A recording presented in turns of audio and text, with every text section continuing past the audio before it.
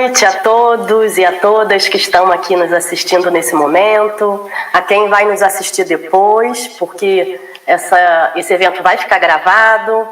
Também quero agradecer e desejar uma boa noite para todos aqueles que estão aqui nos apoiando na produção desse evento, que começou ontem, vai até domingo, e também a nossa equipe de apoio, as organizadoras, Samara Marques e Lilian Toledo, que estão aqui junto comigo nessa organização desse movimento, desse congresso para conscientização sobre o abuso narcisista. E principalmente aos nossos congressistas convidados de hoje, a doutora Júlia Barani e o doutor Gerson, que vão se apresentar em seguida.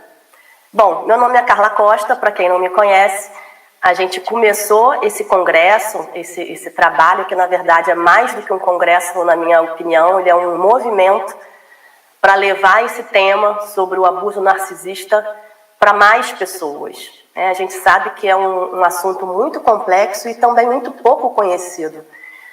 Mas os narcisistas, as pessoas narcisistas estão por aí circulando.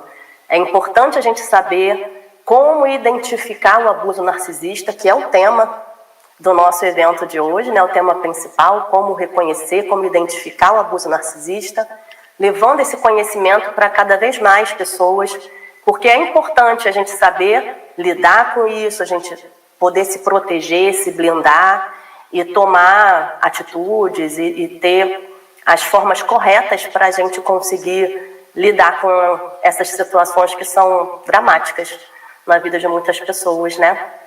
Então, meu nome é Carla Costa, eu já estou desde o ano passado envolvida nessa atividade e também na ONG Ajuda Ela, que agora virou um grupo, que é o Grupo Ela, e como voluntária do Grupo Ela, esse ano de 2022, eu estou também tendo a grande honra de poder liderar uma área nova dentro da ONG para a saúde e bem-estar de mulheres vítimas de relacionamentos abusivos e violência doméstica.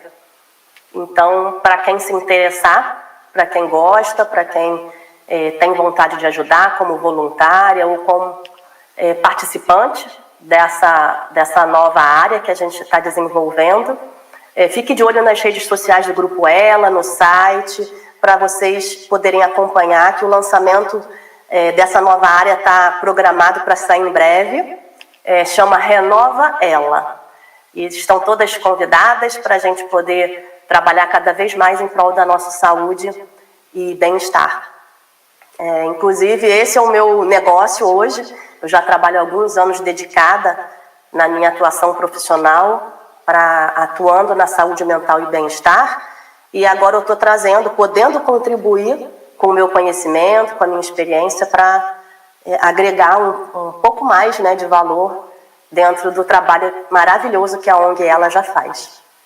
Então, agradeço a todos vocês que estão aqui com a gente hoje e quero agora apresentar, né, pedir para a doutora Júlia, que é uma das nossas congressistas convidadas, vou pedir que ela se apresente, que ela fale um pouquinho o que ela faz, qual é a experiência dela, para que vocês possam conhecê-la também. Doutora Júlia, a palavra é sua agora. Muito obrigada, Carla. Sinto-me honrada de fazer parte desse congresso, de apresentar o meu trabalho.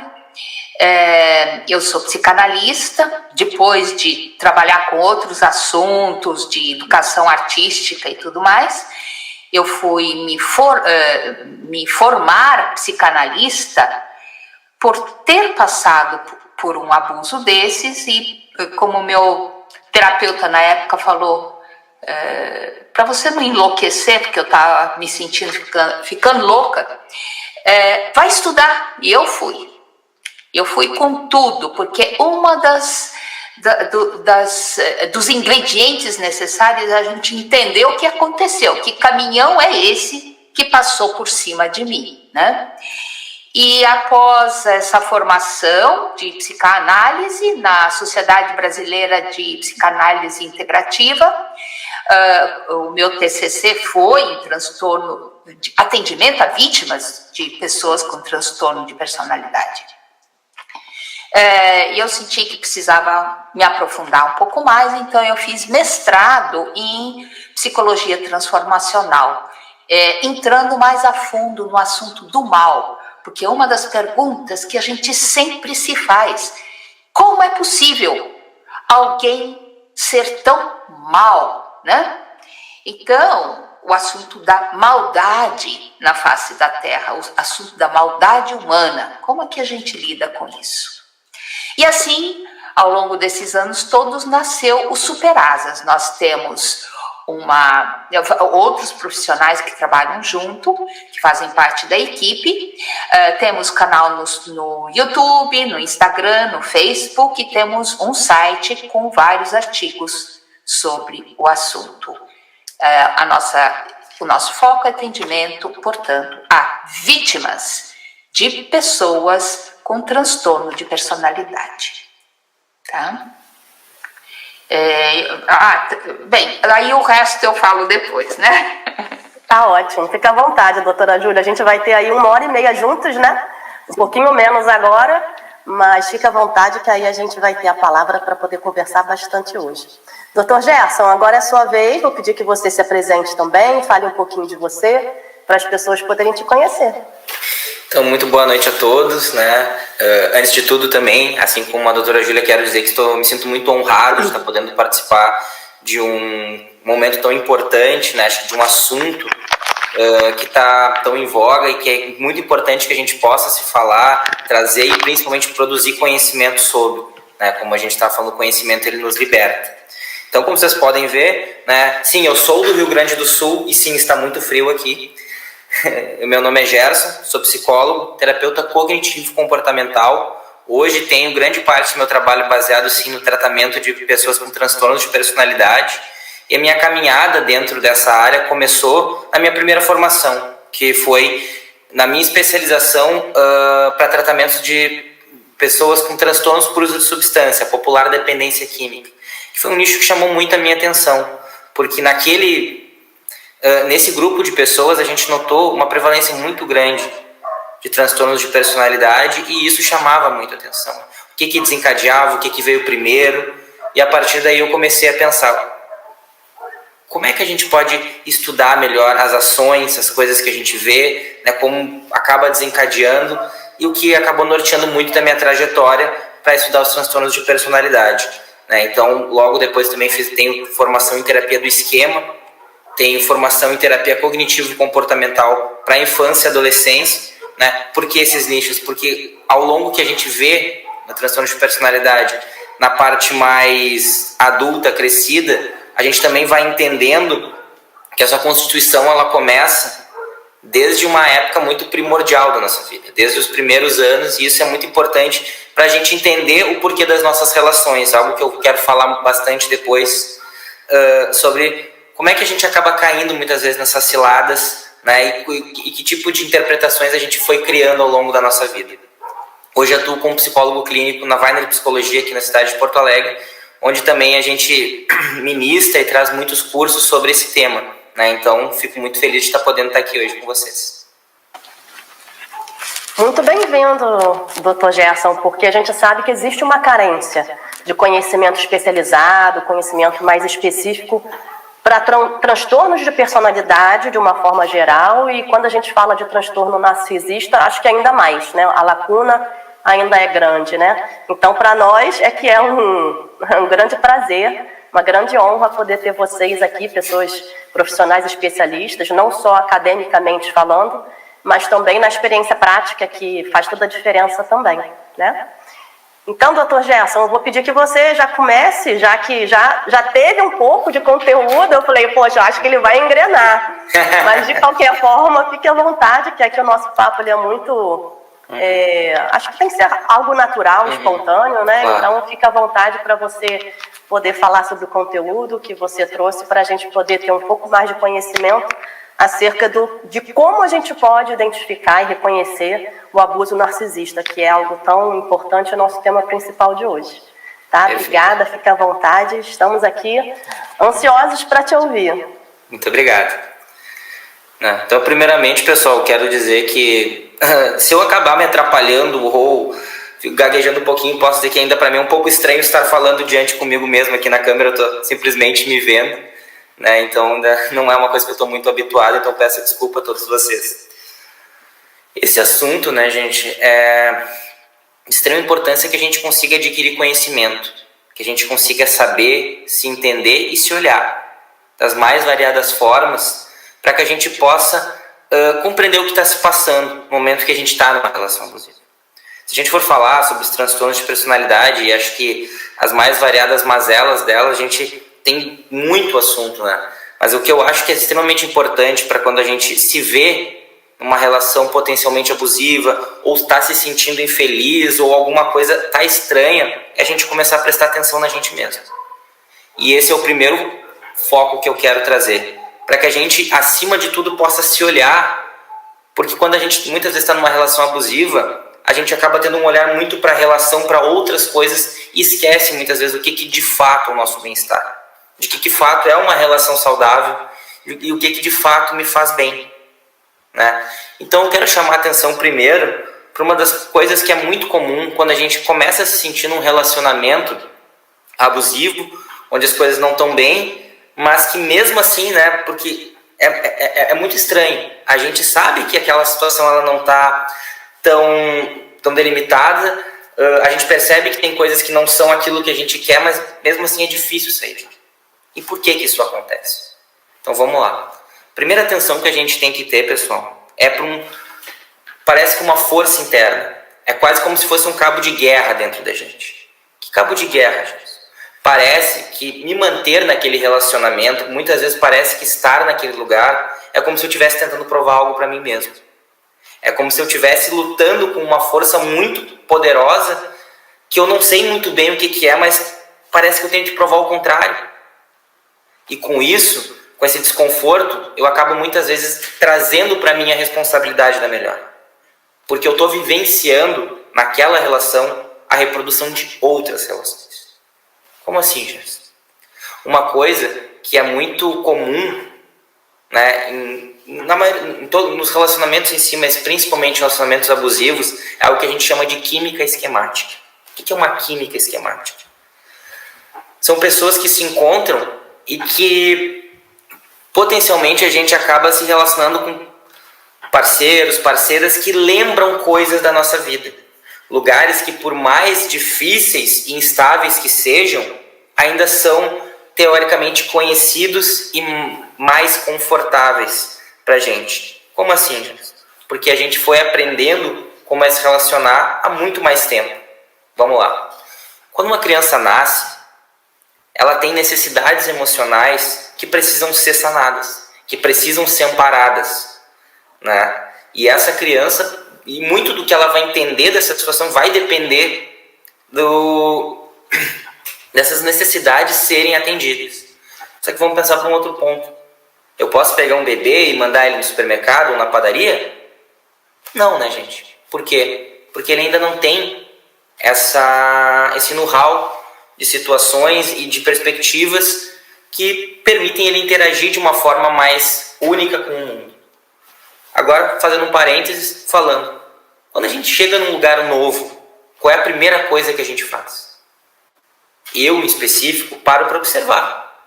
Para poder me ambientar, saber quem eu sou e um lugar que eu vou me sentir mais confortável, mais seguro e me sentir protegido, dependente do lugar seja isso. A gente tem que fazer uma análise para poder se ambientar. Agora voltamos para esse bebê que não tem essa capacidade cognitiva. De quem muitas vezes vai depender essa interação com o mundo. A partir de quem ele vai se espelhar para conseguir entender quem ele é e quem é esse mundão que está se apresentando para ele. São as pessoas significantes na nossa vida. Pais, mães, tios, tias, professores, ciclos que são de relevância para o nosso aprendizado. Entretanto, nós viemos de gerações que vieram machucadas e por muitos outros momentos não conseguiram se olhar ou se olharam, mas ainda têm as suas vulnerabilidades, o que é completamente comum, né, pessoal? E que muitas vezes não conseguem estar totalmente atento ou conduzir o que a criança realmente precisa em termos de necessidades emocionais. Quais são elas? A primeira de todas é um vínculo seguro e estável. né? Ou, em algumas palavras, um cuidado suficientemente bom. A pessoa tem que sentir um vínculo de conexão, né? Um apego seguro. Como é que isso acontece? Quando a criança consegue se sentir amada, protegida, independente do que ela faça ou deixe de fazer. Ela sinta que ela possa explorar aquela imagem da criança brincando no parquinho, né? Mas sem se preocupar se o pai está indo embora, se a mãe não está mais lá. E muitas vezes a gente não consegue ter essa sensibilidade por diversas situações da vida, né? E a criança muitas vezes acaba ficando sem o que ela realmente precisava em muitos pontos. E o que isso vai gerando? A criança por si só, a gente não consegue ver que talvez o que ela tenha não seja dificuldade dos pais. Até porque nem seria funcional. Imagina um bebê que precisa de cuidado, pensar, não, os errados são meus pais, então eu vou ficar de boas. Não, porque eu ainda dependo muito deles. Então, o que ela vai fazer? Ela vai pensar, vixe, isso está sujeito a acontecer comigo porque eu sou assim. Eu sou sujeito a esse abandono. Eu sou sujeito a essa privação de afeto. Eu sou um bebê muito feio, eu sou uma criança sem qualidades suficientes para os meus pais me amarem e estarem aqui comigo em muitos momentos. E isso vai virando uma marca, característica dessa criança, que não sabe nem falar, mas que sente muito. Por quê? Porque a sensação vai ser a principal aliada. Então, se ela sabe que ela pode ficar mais tempo sozinha no quarto, vem aquela inundação de emoção, de tristeza, de medo, que vai gerar um choro. E esse choro talvez vai aproximar os pais. Né? Foi funcional nesse contexto, mas um custo bastante caro, né? Em termos de aprendizado emocional, porque isso vai se levar através da vida. Mesmo que a gente não esteja mais naquele contexto, isso fica como se fosse uma parte característica nossa. Né? Muitas vezes, até levando que a gente crie e interprete situações de outras maneiras, exatamente porque a gente sabe sobreviver nesse contexto. E aí, então, chega uma época, pessoal, que a gente começa a se relacionar romanticamente. E vem a nossa segunda grande chance de reparação dessa sensação que a gente tem da gente. E aí que entra muitas vezes esse cabo de guerra. Porque se relacionar e viver fosse simplesmente uma fórmula química ou uma fração matemática, tudo bem. De um lado, uma percepção que foi desenvolvida de mim de abandono, de não ser digno de ser amado, e de outro, eu ter alguém ao meu lado. Teoricamente, uma coisa contrabalancearia a outra. Só que não é tão simples.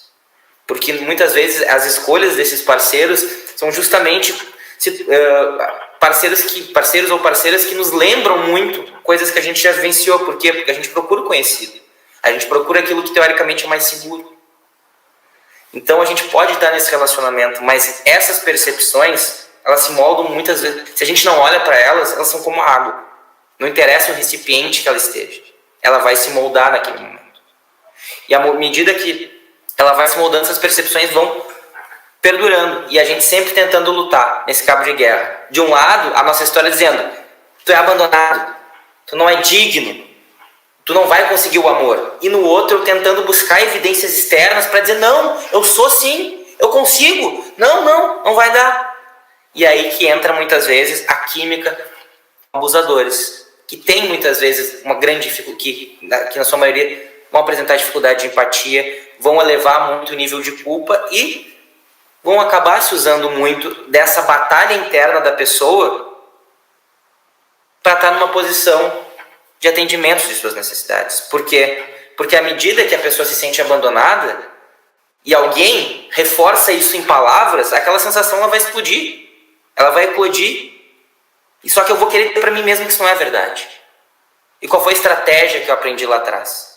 Lutar pelo amor dos meus pais.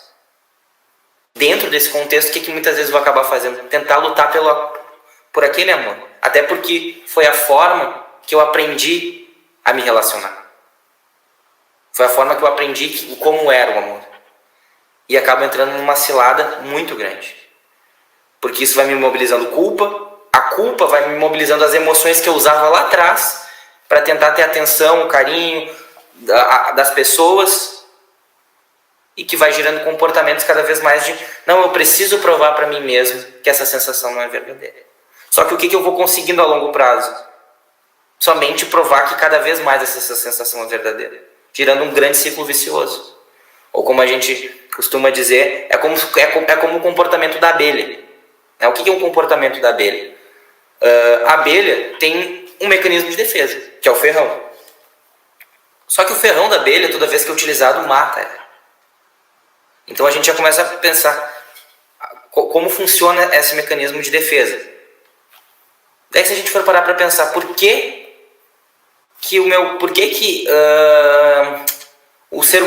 a abelha tem que acaba vindo ferroar o ser humano, por exemplo? Porque ela se sente ameaçada. E por que o ser humano ameaça a abelha? Porque sabe que ela vai ferroar. A gente cai, o que eu quero dizer com isso? A gente cai numa seara, pessoal, que as nossas estratégias mais funcionais aqui vão dar certo, mas no final elas não só acabam trazendo mais dor pra gente, como dando corda nesse universo que potencialmente vai nos trazer para esse lugar de se sentir ameaçado. E é isso que e essa perpetuação ela vai se dando, até que a pessoa vai começando a se questionar sobre tudo para ela, porque ela vai se frustrando cotidianamente e cada vez mais tendo certeza que esse abandono é verdadeiro, cada vez tentando lutar mais contra essa sensação de desvalia, né? Até que ela fica completamente à mercê, muitas vezes, da fala, das coisas que são ditas, porque é tanto tempo falhando que sim, eu começo a me questionar sobre mim. Sim, eu começo a me questionar pela minha veracidade, porque eu devo estar falhando em algo que eu ainda não vi. Quando o problema não é a intensidade do que a gente faz, mas sim o que a gente está fazendo. Então, pessoal, o que eu acho mais importante nesse momento, quando a gente fala de vítimas de abuso e relacionamentos abusivos, né, pode perceber que o foco está todo em melhorar o meu relacionamento. Que aquilo parece a salvação da minha vida. Quando, na verdade, eu tenho que prestar atenção no que realmente é bom para mim. Será mesmo que manter esse relacionamento vai fazer com que aquela voz se cale? Vamos parar para pensar, gente. O que a gente fez lá atrás foi para reduzir danos. Se a gente tiver o mesmo segmento, a gente vai continuar reduzindo danos. E aí que entra a função da terapia. Para a gente poder se olhar nessa condição, poder encontrar as nossas vulnerabilidades e entender que elas não são defeitos e com o tempo conseguindo fazer as pazes com a nossa própria história. Para que a gente entenda que o amor ele é muito diferente, que uma pessoa te tratar bem não é plus. Uma pessoa te tratar bem, o teu companheiro, tua companheira tá contigo, é obrigação. Se a gente minimamente não tem isso, não precisa estar ali. Que aquele significado que a gente traz lá de trás, ele está descontextualizado. E que mesmo que algumas coisas nossas sejam difíceis, tudo bem. Todo mundo tem situações difíceis. Muito pelo contrário, a gente passa muito tempo da nossa vida tentando mascarar essas vulnerabilidades, quando na verdade, vulnerabilidades são coisas que todas as pessoas têm em comum. E se a gente for parar para pensar, coisas em comum nos aproximam. Às vezes é na troca das nossas vulnerabilidades, no cuidado com as vulnerabilidades um do outro, que a gente vai estar perto de um relacionamento saudável. Se a gente só sente essa guerra interna, essa luta, tem algo muito errado. E aí é o momento que a gente começa a precisar se questionar.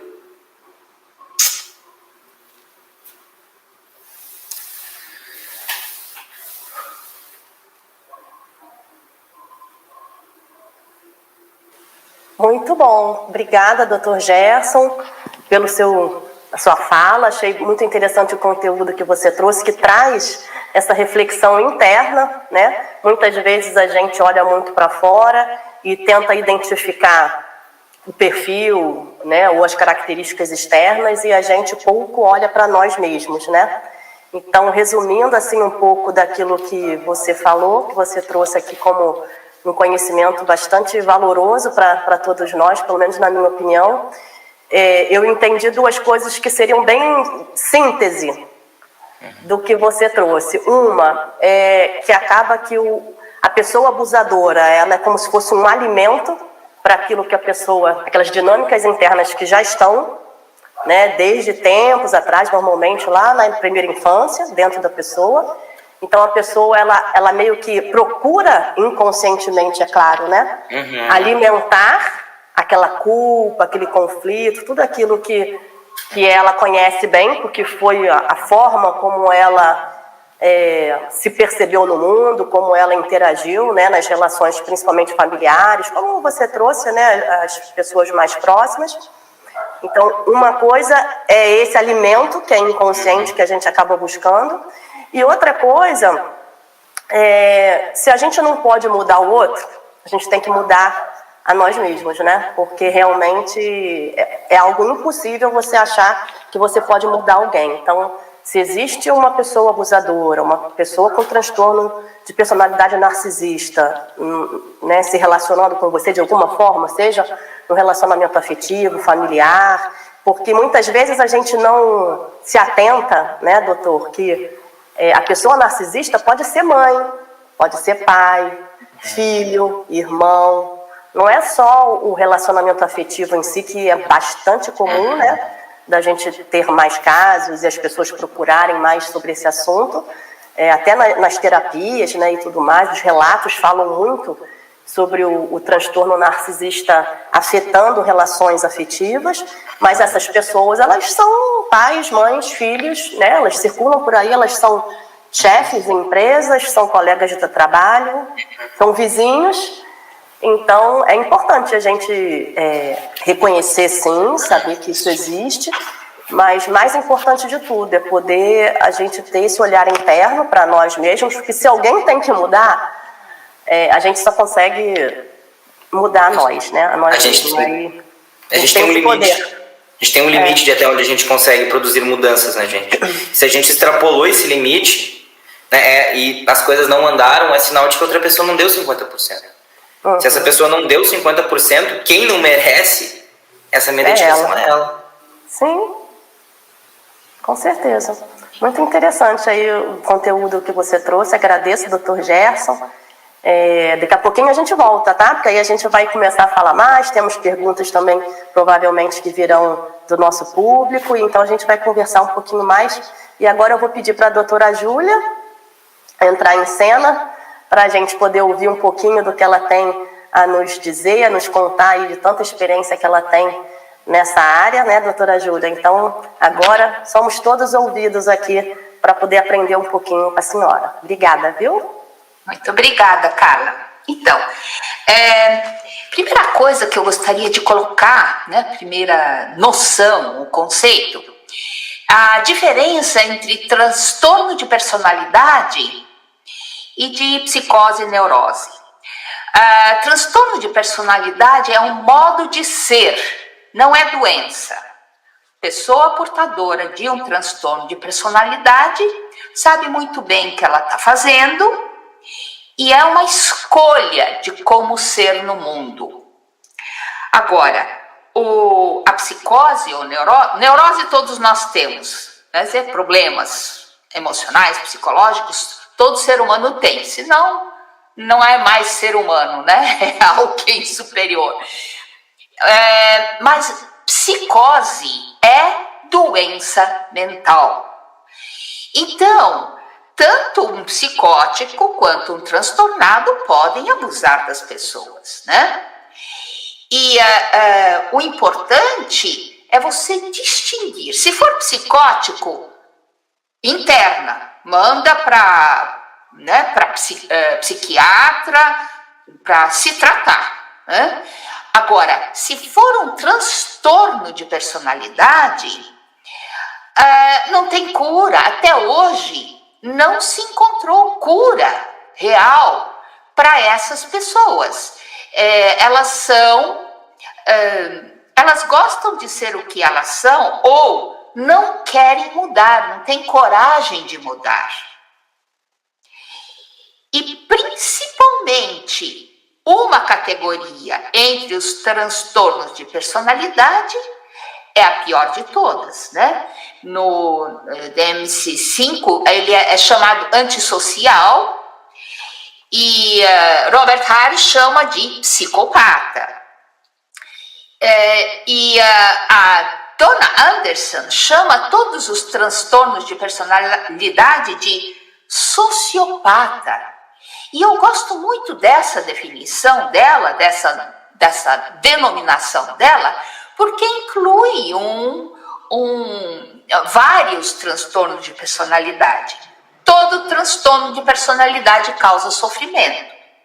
Mas Por exemplo, um narcisista causa sofrimento, claro.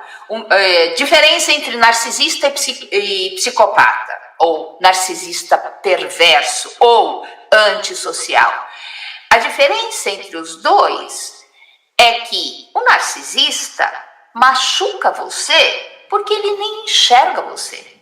O foco todo de um narcisista é ele mesmo. É como se ele andasse no escuro, tá cheio de gente, né? E ele ou ela, vai pisando nas pessoas porque não viu, não vê e nem quer ver. O psicopata ou narcisista perverso, ele pisa em você não porque tá escuro e ele não vê, porque ele gosta disso, ele tem prazer em fazer os outros sofrer, em se sentir poderoso. Então, grande maioria das pessoas que eu atendo que são vítimas de psicopata, elas percebem essa crueldade. Percebe? Essa crueldade pode aparecer num instante, sabe? É como se aquela máscara da pessoa, que ela se faz de boa, etc, né? Caísse por um instante e aparece o monstro. Depois a pessoa põe a máscara rapidinho, porque tem que esconder, tem que dissimular, é um camaleão. Então as vítimas percebem esta crueldade. E aí você vítima, precisa lidar com isso de uma forma diferente de como você lidaria com um psicótico ou de algum outro transtorno de personalidade, certo? E o que o Dr. Gerson falou antes é primordial, cuide de você. Porque do outro, principalmente do transtornado de personalidade, não tem o que fazer. Você tem que cuidar de você, né? E então, essa denominação sociopata eu prefiro, tá? Ou psicopata, porque narcisista pode não ter essa crueldade, como eu expliquei. Então, a vítima que chega no meu consultório, ela sente culpa, vergonha, medo de rejeição, perde referências, ela não sabe mais nem que ela é, o que é certo e errado. Isso tudo são formas que este ou esta abusadora usam para desestabilizar sua vítima. Então, quando ela chega assim no meu consultório, eu já levanto uma bandeira vermelha. Tem todos os traços de alguém que está sendo ou foi abusado por um transtorno de personalidade. Outra característica muito importante nesses abusos é perceber que existem 3 fases. A primeira fase, principalmente em relação afetiva, né? Bajulação, a pessoa é inundada de atenção, de mimos, é a fase da conquista, né?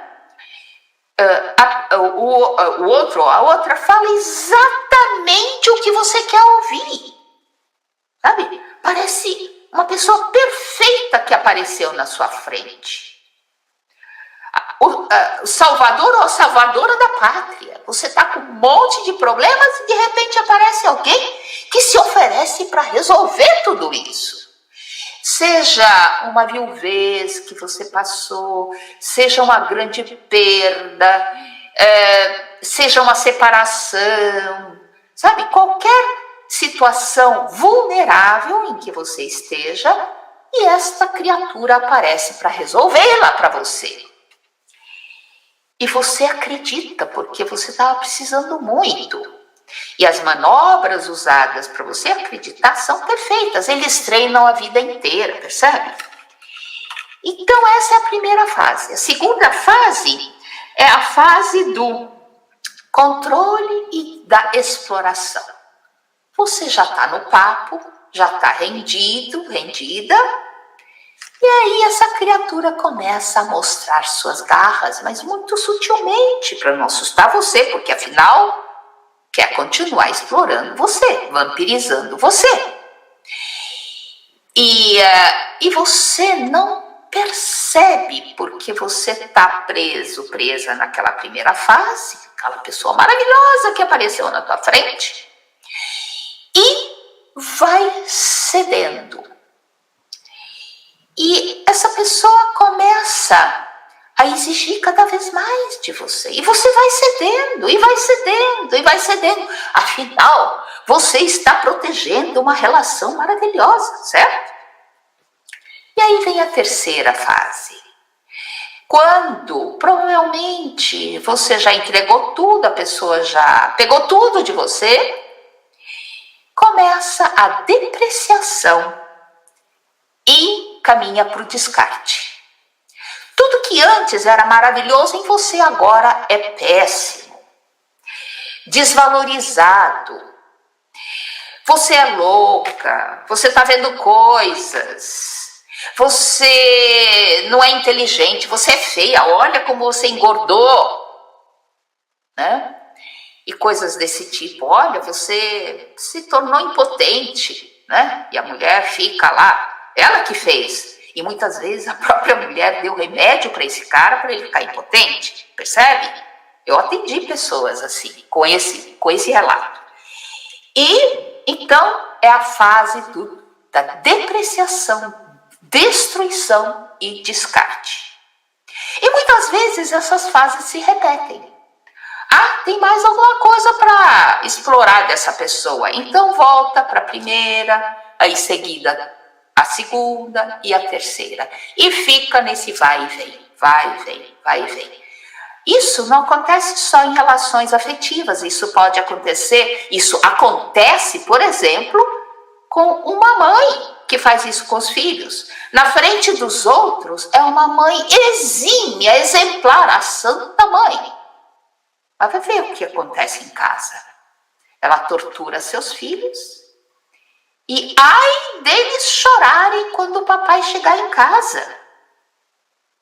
E a criança engole tudo aquilo, porque ela não pode revelar para o pai o que de fato acontece quando ele não está em casa, né? E a criança então vai crescendo assim.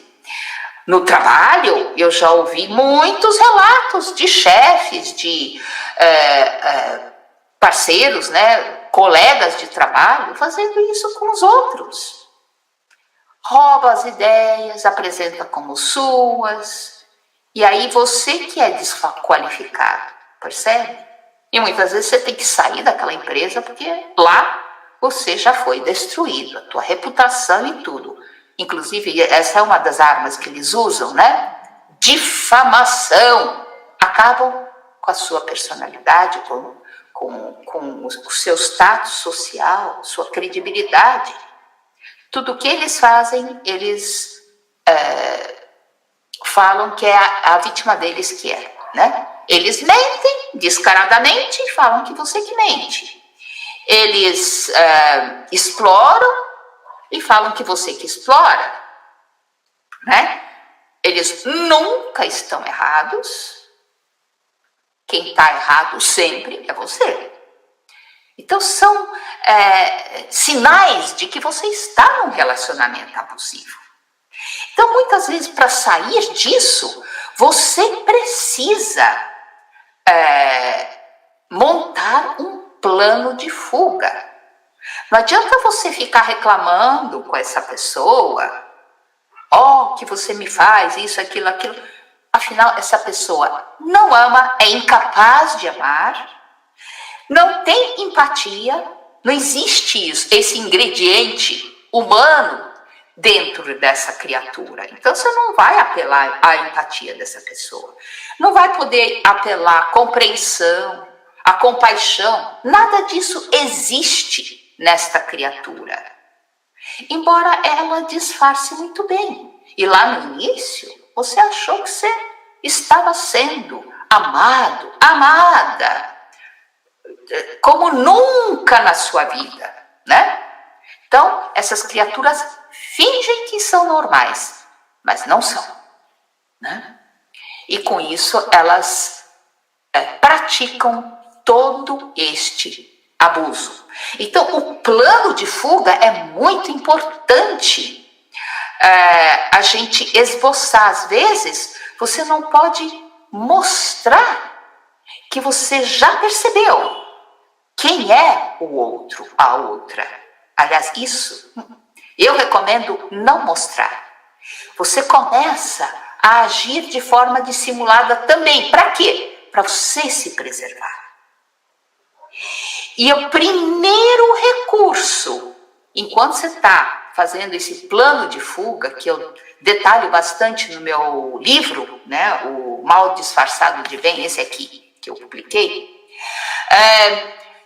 enquanto você está planejando, recolhendo documentos e tudo mais, você faz contato zero. Não necessariamente físico, às vezes você precisa ainda estar na presença física com essa pessoa, mas contato zero emocional. E esse recurso é muito importante, porque é pela vampirização emocional que eles ou elas enfraquecem as suas vítimas. E assim elas mantêm, né, ainda os cordões e controlam você. Então você precisa cortar esses cordões.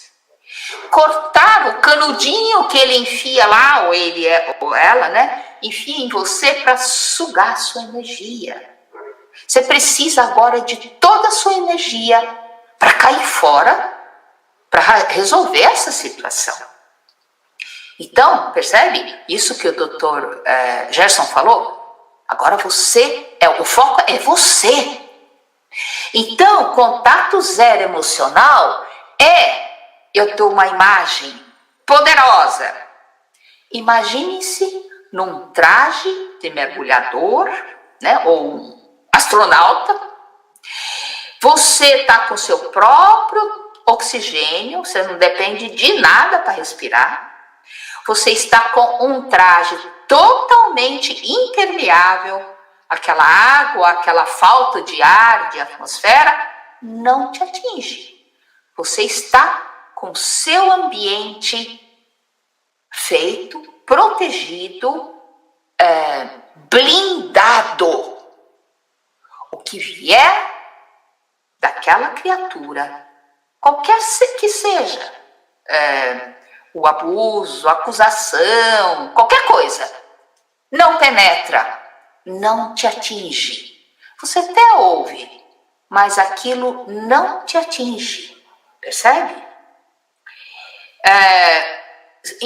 Enquanto você permitir que isso te atinja, enquanto você não se blindar emocionalmente, você não vai ter energia para sair fora dessa situação.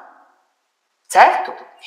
Então, minha gente, aí você começa a trabalhar em você. Você começa a descobrir suas forças, que você até esqueceu que tinha. Porque a criatura te convenceu que você não vale nada. Te fez sentir culpa. E você aceitou a culpa. Puxa, que foi que eu fiz? Para que aquele homem maravilhoso, aquela mulher maravilhosa da primeira fase sumisse. O que foi que eu fiz? Todo ser humano normal olha para si, né, para ver o que ele ou ela pode ter feito e o que pode ser melhorado. Só que com essas criaturas, nada que você faça vai adiantar. Então, eu recomendo transformar a culpa em responsabilidade, porque a culpa exige punição, exige pagar por aquilo que você fez, né? E você não fez nada, na verdade. Então, você se responsabiliza. Pelo quê? Por você. Você se responsabiliza para sair desta armadilha, dessa situação, tá? E você não se culpa por ter caído, Porque todos podem cair. Eu já atendi até juiz que caiu nessa história. Atendi doutores com PhD que caíram. Então não depende de saber, de ter diploma, de não sei o quê. Percebe? Não depende disso. Qualquer um pode cair. E aí, então você se responsabiliza. E você não se culpa. É como, sabe, eu dou essa imagem também que funciona muito bem. Você está andando pela calçada e algo te distraiu ali do lado, que pode ser o próprio abusador te mostrando flores, igual a história do Chapeuzinho Vermelho, né? O lobo mau tá lá, escondidinho. E a Chapeuzinho fica fascinada com as flores. E não olha para o chão. E lá ela está caminhando para um buraco na calçada. Só que como ela está olhando para lá, não está vendo. E aí cai no buraco. Você teve culpa de ter caído no buraco? Você teve culpa de não ter visto? Percebe? Não dá para te culpar por causa disso. E então você substitui por responsabilidade. Outro ingrediente muito importante é a autoestima, porque está lá no chão. Então você olha para as suas forças, você começa a descobrir que você tem. Lembre de situações do passado em que você tinha força, ocasiões em que isso apareceu. Veja o que você já conseguiu na vida. E então você substitui a baixa autoestima por valores. Você substitui a vergonha, que também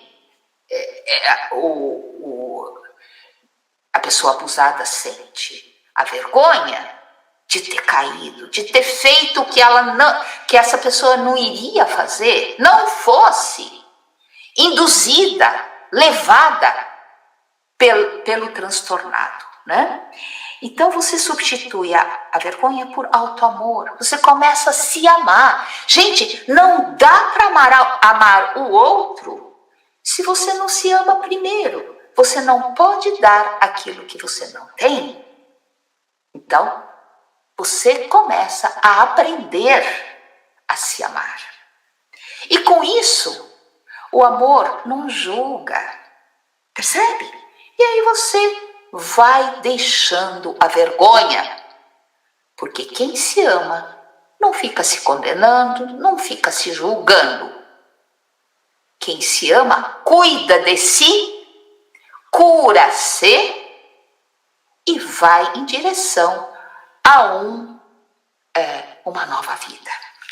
E por fim, você adquire conhecimento sobre estas pessoas transtornadas, você aprende a nomear as coisas, que a gente às vezes não tem nem palavra para dizer o que aconteceu com a gente, né?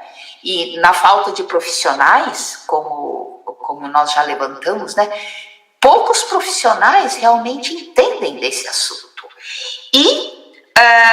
E você, então, ressignifica o modelo de amor, o modelo de relacionamento que você provavelmente construiu na tua infância, como o Dr. Gerson falou, né? E assim, você caminha para uma nova vida. Você atravessa o deserto, porque lá do outro lado do deserto tem um oásis, mesmo que você não acredite que tenha. Mas se você não parar de andar, você chega lá.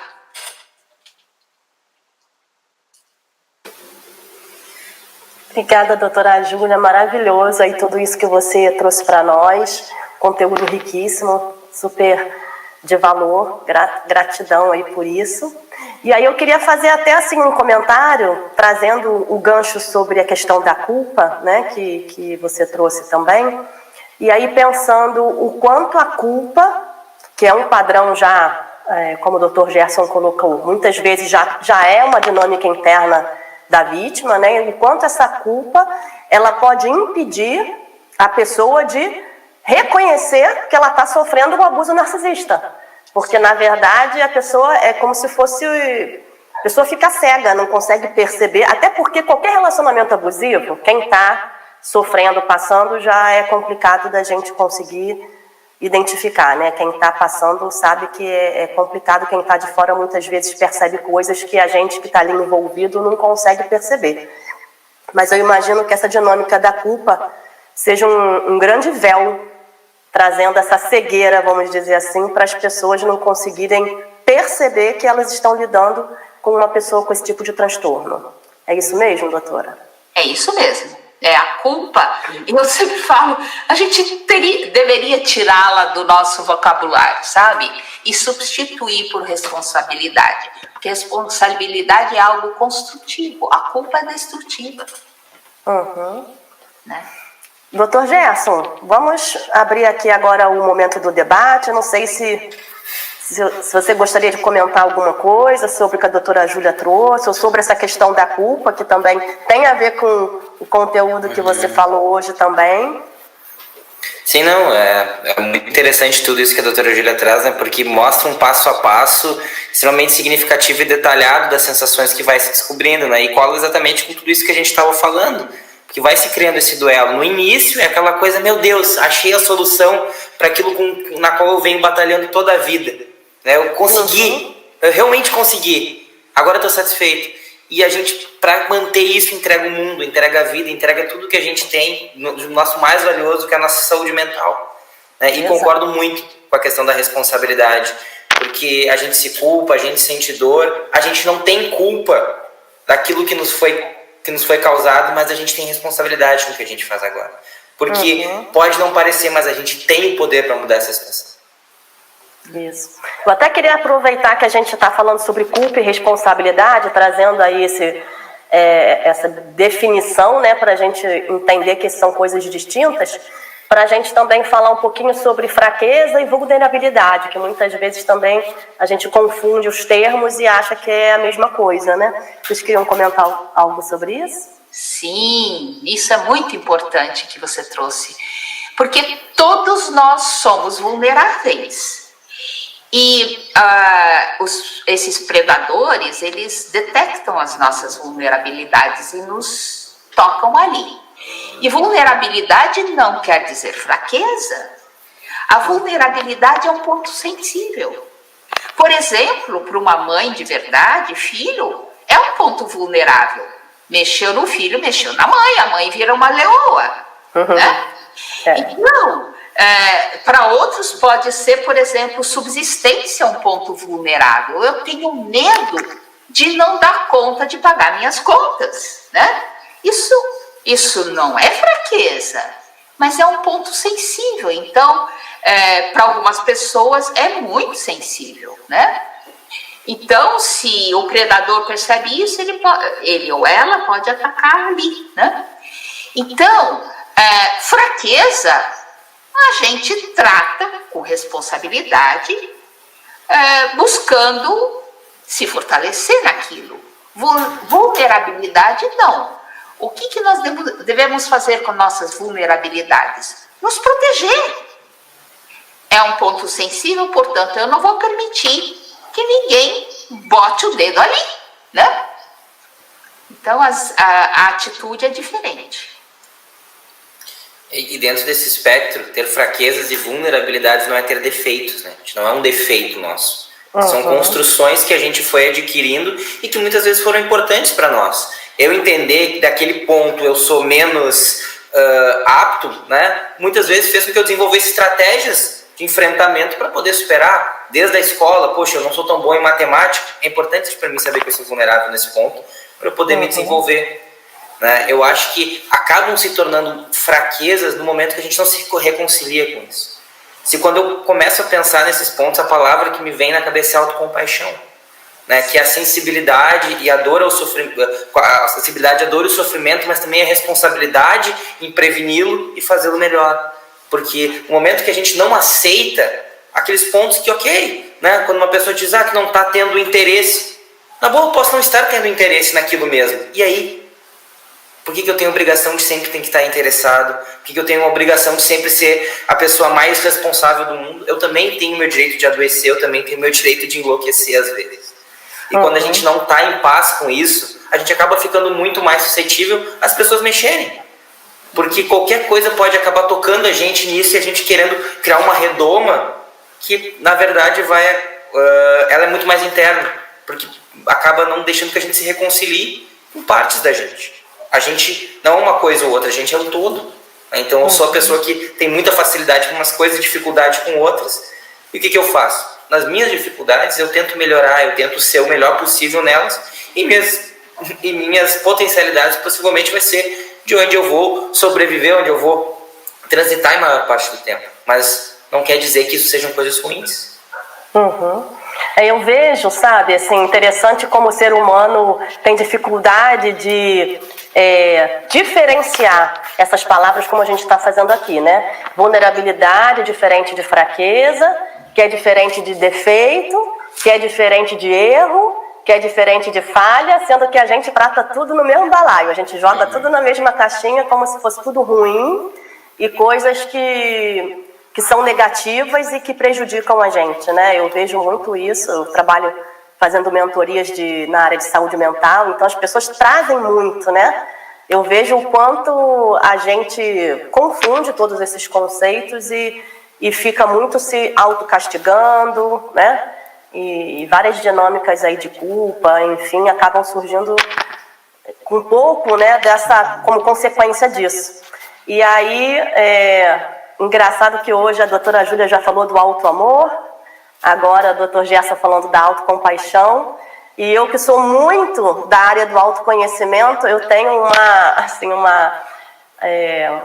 uma crença, né, muito grande, que a maioria das nossas respostas começam com auto, né? Auto-perdão, o auto-amor, tudo isso que a gente está falando aqui tem que passar por nós primeiro, né? Para a gente poder, antes de se relacionar com o outro, se relacionar bem com a gente mesmo. Então, eu acho muito importante também ter uma ressignificação do erro.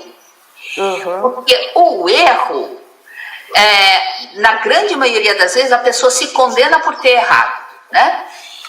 E existe algum processo de aprendizado na face da Terra sem erro? Todos nós aprendemos a andar como? Caindo, levantando, caindo, levantando, até que a gente, né, se estabilizou, começou a andar melhor, correr, subir nas coisas, etc. Portanto, o erro faz parte do processo de aprendizado. E ele também faz parte do nosso processo de cura. Às vezes você vai fazer alguma coisa que não vai dar certo para você. Você vai fazer outra, então. Percebe, não, esse caminho está errado, vou fazer outro, né? Então, permitam-se errar. Sabe? Não fique agora se condenando porque você cometeu algum erro. Isso não te diminui. Isso só mostra que você é um ser humano. E é muito interessante isso, né? Porque quando a gente fala de erro, ou a gente olha para os nossos erros, a gente acaba sendo muito condenando muito as coisas pelas quais a gente já passou. Mas só um pouquinho, né, gente? Depois que a gente passa por uma situação, é muito fácil a gente condenar. A gente já sabe o desfecho, a gente já sabe o que deveria ter mudado. Mas na hora foi o melhor que a gente pôde fazer. Claro. Então, é muito injusto. E aí a gente retoma também um pouco dessa nossa experiência de como é que a gente foi tratado a nossa vida inteira, que regras a gente foi internalizando, que tipo de vozes ecoaram na nossa mente e com a gente mesmo. Né? Se a gente não gostou de ser tratado, se a gente acha que esse não foi o melhor tratamento com a gente tem a responsabilidade e a possibilidade de ser tratado de outra forma. De não olhar nossos erros mais como fracassos, e sim como processos, de entender que mudanças são necessárias constantemente, e não é porque a gente precisou de uma mudança que a gente não previu isso.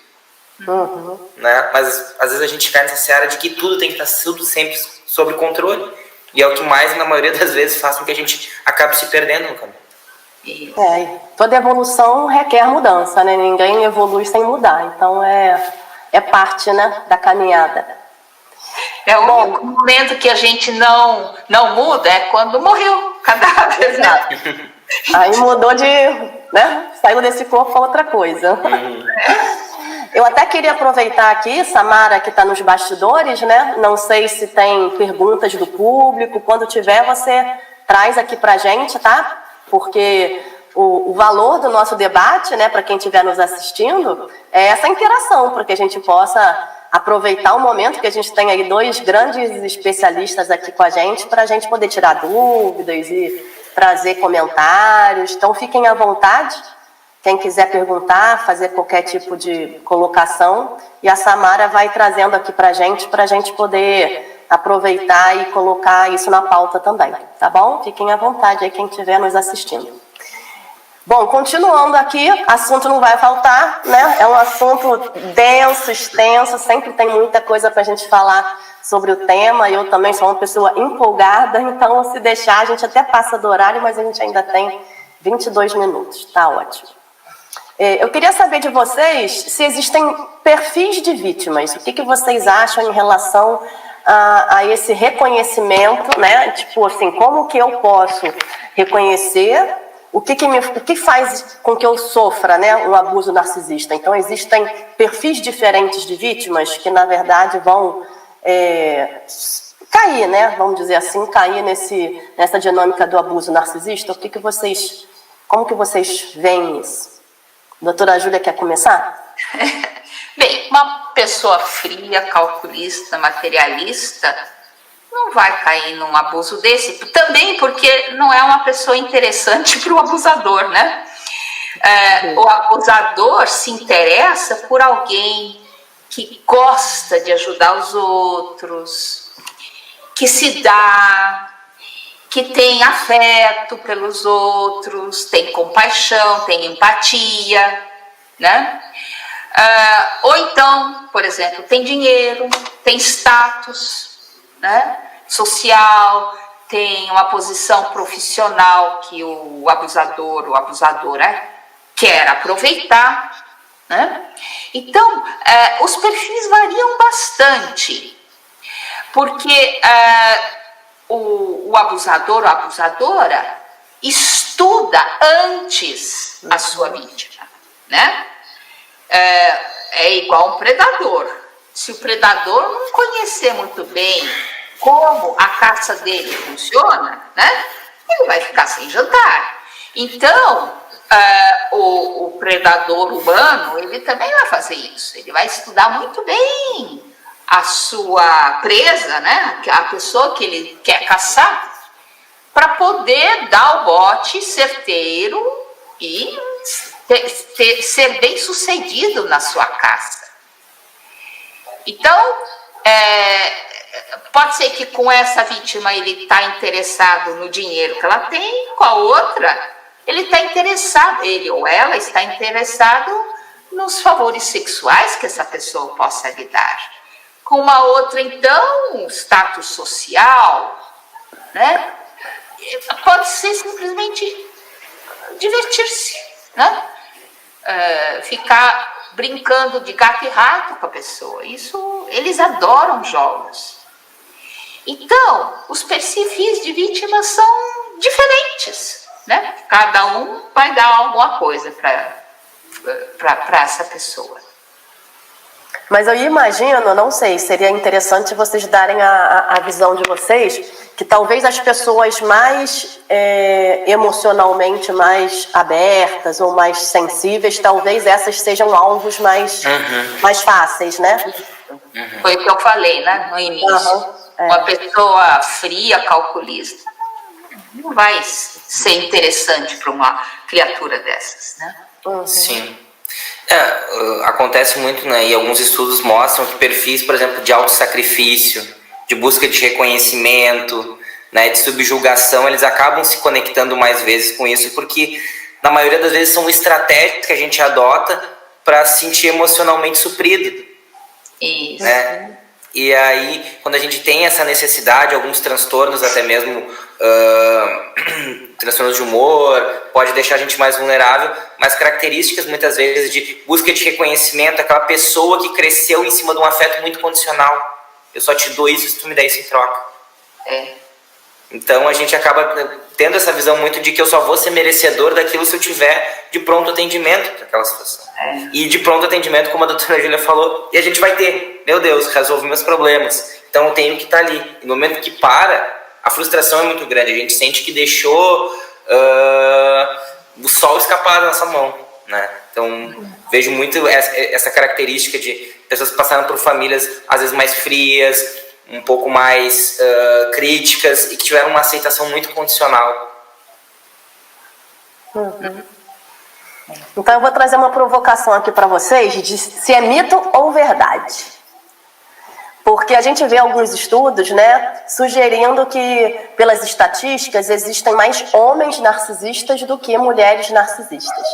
Aí eu queria saber qual é a percepção de vocês sobre isso, se vocês sabem de algum estudo ou alguma outra fonte mais atualizada, porque a verdade é que a gente sabe que existem, sim, muitas mulheres narcisistas, mas essa proporcionalidade é algo que a gente ainda não tem muita noção, né?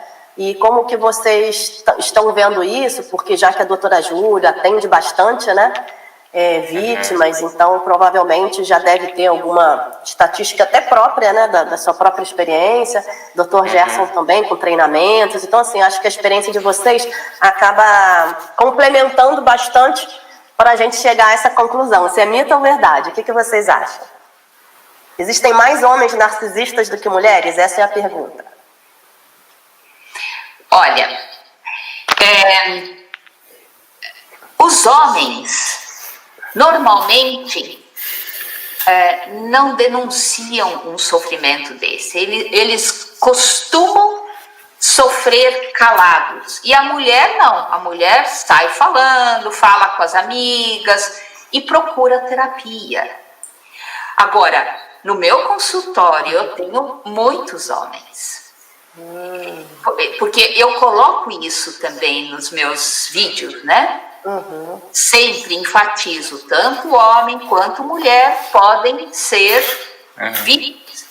E nós, nós sabemos da estatística pela vítima, porque a criatura não vai procurar ajuda.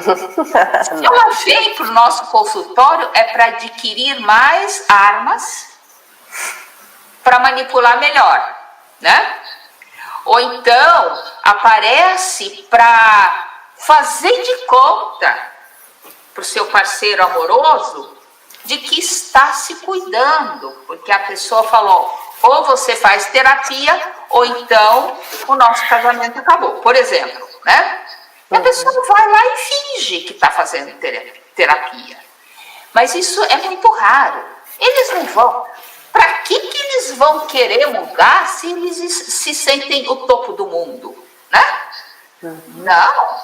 Nós, seres humanos normais, somos bobinhos. A gente tem sentimentos, né? Somos fraquinhos. Eles são a raça superior, é assim que eles pensam de si mesmos, né? Em termos assim, né, eu acho que é importante a gente falar, quando a gente diz de dados estatísticos, eu concordo muito com o que a doutora Júlia falou, que a gente está falando sobre pessoas vítimas de abuso, a gente vai encontrar, né, de relacionamentos abusivos, uma estatística bem variada. Se a gente for falar de dentro de transtornos de personalidade, sim, a gente tem uma prevalência, um transtorno narcisista por homens, até por isso a literatura muitas vezes foca no gênero, né, mas o que a gente vê é que também tem vários outros transtornos que têm prevalências diferentes, que também têm características de tornar um relacionamento abusivo, né, como por exemplo o transtorno borderline, onde a gente tem uma prevalência de mulheres e muitas vezes acabam fazendo a vida do seu companheiro uma coisa muito intensa, né? Porque são pessoas que estão sempre na dicotomia do amo, odeio, de raiva muito intensa, de ataques, às vezes de heteroagressão, enfim, que estão passando por um sofrimento, mas que também fazem sofrer, né? Então, assim, eu acho que pelas mais variadas causas existem essas divergências, mas dentro de estatística é o que a gente vê, né? Samara, tem perguntas aí para a gente poder começar? Existe alguma principal diferença entre o abusador e um narcisista? Porque é realmente difícil identificar o narcisismo, é muito confuso muitas vezes. Ah, boa pergunta da Virgínia. Obrigada, Virgínia. O que vocês acham? Bem, eu não diria que tem uma diferença entre abusador e narcisista, porque narcisista é abusador, né? Todos os transtornos de personalidade acabam sendo abusivos. Por quê? Porque torna a convivência um sofrimento. E a questão não é o outro, e sim o transtornado, né? Então, eu diria que existe diferença entre narcisista e narcisista perverso. Entre narcisista e borderline, entre narcisista e histriônico, enfim, essas diferenças sim existem, cada um tem uma característica específica, né? Sim. Agora, o pior de todos é o narcisista perverso ou psicopata, como o Robert Harry identifica, né, ou denomina. Ou sociopata, como a dona Anderson identifica. Eu acho bem interessante essas colocações, assim, porque eu vou falar da minha experiência como clínico, né? Eu acabo não tendo tanto contato, muitas vezes, com as vítimas, com a doutora Júlia, mas eu trato muito das pessoas que têm transtorno de personalidade narcisista, né? E é um público que eu atendo muito, que é muito desafiador, mas o que acontece? Quando a gente talvez esteja falando desse abusador, dessa característica mais de personalidade antissocial, realmente os estudos eles carecem muito, a gente tem poucos indícios de um tratamento efetivo. O que se faz na maioria das vezes é talvez tentar trazer para essa pessoa que ela vai se dando muito melhor, sendo adaptável no ambiente, né, do que fazer com que ela se conscientize de que isso não é o melhor. É tentar mostrar que, aquela velha frase, se malandro soubesse como era bom ser honesto, era honesto por malandragem, né? Agora, pessoas do transtorno narcisista, nos seus graus diferentes, a gente no tratamento nota muitas vezes uma essência muito frágil. Porque apesar daquele peito, daquela coisa que passa que ele só se vê, a gente vê pessoas muito feridas e muito destruídas, né? Que às vezes não percebem que estão passando, como a doutora Júlia colocou muito bem, adorei essa analogia, de estar caminhando no escuro. Não é que ela queira te pisar, ela não percebe que ela está fazendo isso. E percebe pessoas que tiveram histórias de vida muito complexas, que têm dores muito profundas, né, e que se sentem desse tamanho. E tentam, através dessa imposição, muitas vezes tiveram que usar essa estratégia predatória de aparecer para sobreviver no contexto. Hoje extremamente desadaptada e causando um grande problema para as relações. Mas eu acredito que dentro do tratamento seja muito isso. Sim. Eu vou até aproveitar o gancho que a doutora Júlia começou a falar, para a gente terminar, assim, né, dar uma esclarecida sobre o que poderiam ser as principais diferenças, né, características de diferenças entre o narcisista perverso e os outros não perversos, né? Porque a gente sabe que nessa categoria de outros narcisistas existem diferentes graus, né? Existem nuances, então não dá para a gente dizer que todos os outros que não são perversos são com a característica A, B, C ou D. Mas se a gente conseguir separar em 2 blocos, né, para as pessoas entenderem que nesse grau, nesse nível, quando já chega na classificação de um narcisista perverso, ele tem essas e essas e essas características. E quando ele não está nesse nível, que é o nível mais crítico, onde ele chega a se assemelhar a uma psicopatia, como a doutora Júlia colocou, e aí as características são essas, essas e essas. Acho que poderia talvez esclarecer a dúvida de outras pessoas. Quer falar, Gerson? Acho que você... Dentro desse aspecto, né, quando a gente vê narcisistas mais perversos, até mesmo os antissociais, a gente já vai ver em larga escala na vida dele vários indícios disso. Uma pessoa extremamente perversa já começa a demonstrar passos na infância disso, né, que a gente vai reconhecendo como um transtorno de conduta. Então já é uma pessoa que desde pequeno faltou limites, que é uma necessidade fundamental. Ou teve uma identificação muito projetiva com alguém que era assim e tinha suas necessidades atendidas. mas é uma pessoa muito intolerante à frustração e que acredita que o mundo é o parquinho dele e que as coisas têm que servirem a ele da maneira com que se apresentaram a vida toda, né? Foi uma falha de limites. Então, uma pessoa que lá na infância já mentia, que muitas vezes maltratava animais, que batia, que se impunha, que usava dessa coisa física ou dessa lábia para adquirir aquilo que ele conhece. Vai desenvolvendo uma crença de eu sou autônomo forte, os outros são enganáveis e frágeis e meu futuro é grandioso. Né? Esse acho que é o grau mais elevado quando a gente vê, que é como eu falei, é muito mais de adaptação e tentar enquadrar muitas vezes essa pessoa dentro de um meio, né, para perceber, cara, quando eu trabalhava com pacientes com transtorno por substância, era uma grande parte, né? Se a gente for ver as estatísticas, 80% dos pacientes com transtorno de personalidade antissocial ou narcisismo mais perverso tem pelo menos tem transtorno por substância. E aí eles usavam essa malandragem mesmo, assim, cara, podia ver, eles estavam na pior situação, tu vendeu teu carro, tu vendeu tua casa, tu tá ruim, mas eu tô bem, né? e a gente se tentava, cara, será que esse é realmente o melhor caminho para ti? Né? Então, de vezes que, claro, aí num outro nicho, mas que o trabalho foi que o traficante parasse de usar o próprio produto. Né? De tentar tornar a situação mais adaptável, porque é muito difícil que essa empatia seja explorada, que isso tenha, até porque talvez ter empatia na história dessa pessoa era completamente ruim, né? Em alguns outros momentos. E outros graus do narcisismo, que até é colocado assim, tipo, de graus menores de perversidade até graus de extrema inconsciência das atitudes, né, a gente vai percebendo por uma centralização das coisas, por uma necessidade daquela satisfação, né, de estar em voga, de estar aparecendo naquelas coisas, de ter sucesso profissional. Geralmente são pessoas que têm sucesso profissional, que se colocam, que se projetam como pessoas muito fortes, muito grandiosas, mas que lá na essência, quando a gente vê em consultório, são pessoas que precisam daquilo, que se ficam sem aquilo, elas são quebradas por dentro. Né? Mas que então assim, é um medo tão grande se deparar com aquilo que elas passam por cima de tudo para não ter que encarar. Uma arrogância também, né? Uma arrogância assim extrema. Sim. Aí é que na terapia de esquema a gente fala muito como os nossos modos criança. Aquela criança interna que ficou pelo caminho, né, e está buscando desses modos para tentar atingir, hoje de uma maneira mais refinada, aquilo que eu quero. Então o narcisista, muito ele, às vezes ele parece com aquela criança birrenta. Né? Eu quero. E não vai me dizer que não. Não tem limite das coisas, não vê, exato, né? Exato, porque faltou muitas vezes esse limite e, né, no tratamento, em psicoterapia, isso é extremamente importante e também muitas vezes para a gente saber, né, que existem narcisistas, existem pessoas com transtorno de personalidade, né? Então quer dizer que a gente tem que pegar essas pessoas e jogar tudo numa cadeia e não conviver mais? Não.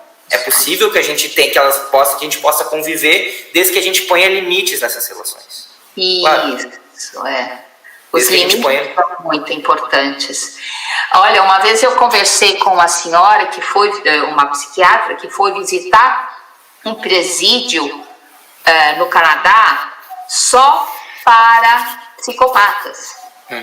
E ela disse que foi falar com o diretor do presídio: puxa, o senhor não deve dormir à noite, né? E ele falou: eu não dormiria. Tudo bem, mas por quê? Porque eles sabem entre si o que o outro é capaz, eles se respeitam. Olha só. Então, olha o limite dado ali, né? Eles sabem o que eles podem fazer e o que eles não podem. Que é muito diferente em presídio misto. O psicopata no presídio misto toma conta de todos, domina todos. O que ele faz fora, ele faz lá dentro. E muitas vezes perturba um prisioneiro comum a se remendar e por boa conduta, sair, né? Perturba, atrapalha, né?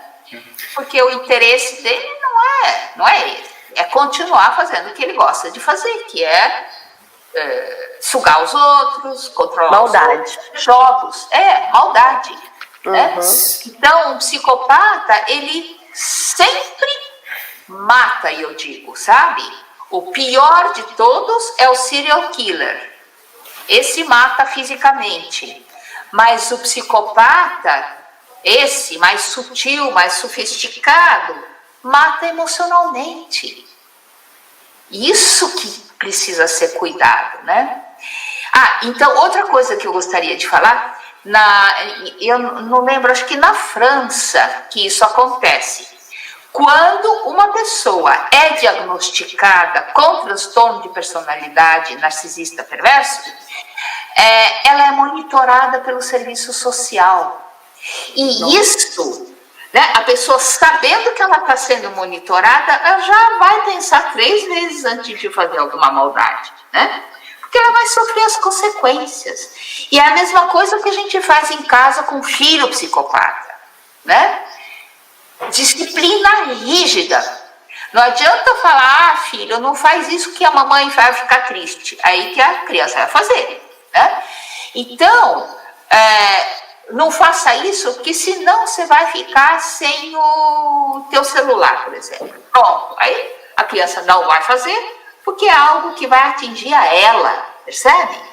E com isso vai limitando o alcance que essa pessoa poderia ter de causar dano, né? E até dificultando também, né? Tornando mais difícil, são as barreiras, né? Sim. Samara, temos mais perguntas, mais coisas que a gente possa trazer do público para a gente, né? Faltam poucos minutos aqui para a gente encerrar.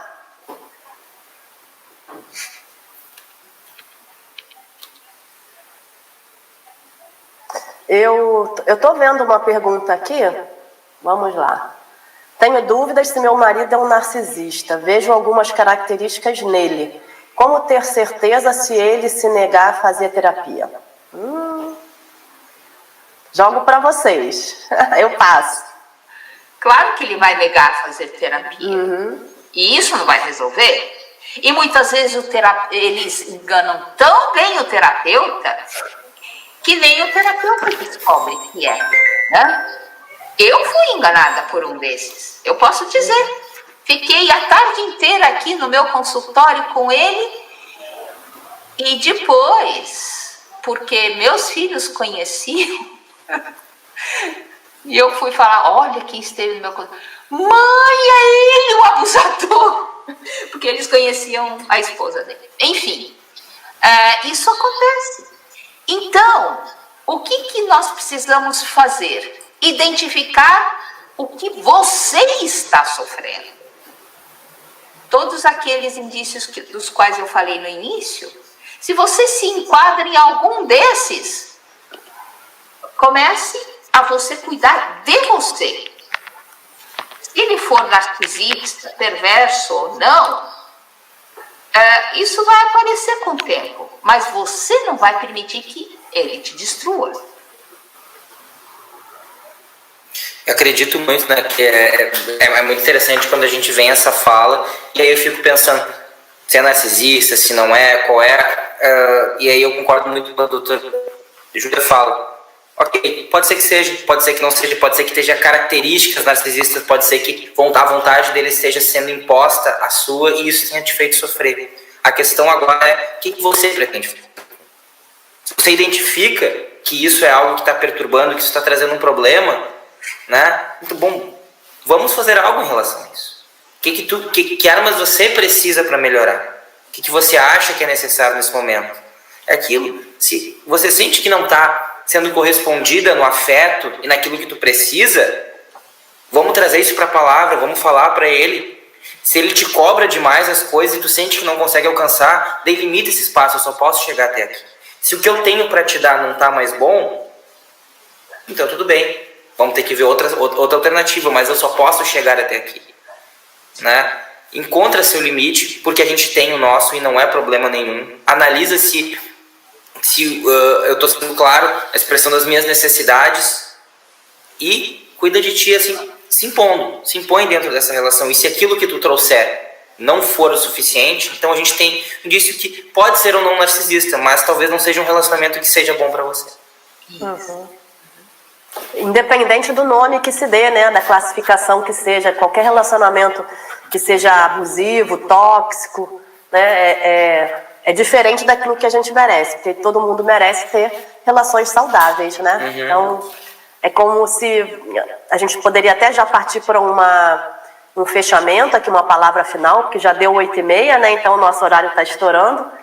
E eu fico então com essa palavra final, porque faz todo sentido com aquilo que eu trabalho, com aquilo que eu acredito, que é a gente olhar para essas questões de relacionamento abusivo, trazendo como uma lição para a nossa vida, olhar menos para o abusador, para aquilo que ele faz, e mais para nós.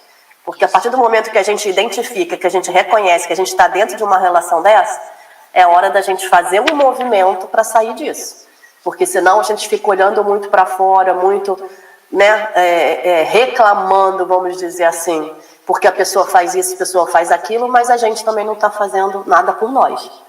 Então isso é super importante, né? Eu acho que fica como aqui a minha mensagem para a gente olhar mais para a gente. A partir do momento que a gente identifica que não está bom, é hora da gente montar o plano de fuga, como a doutora Júlia trouxe, e com muita calma nessa hora fazer a coisa certa para que o plano seja bem sucedido, e aí as coisas vão ter um desfecho, a gente espera que bem sucedido, e assim a coisa se liberta, né?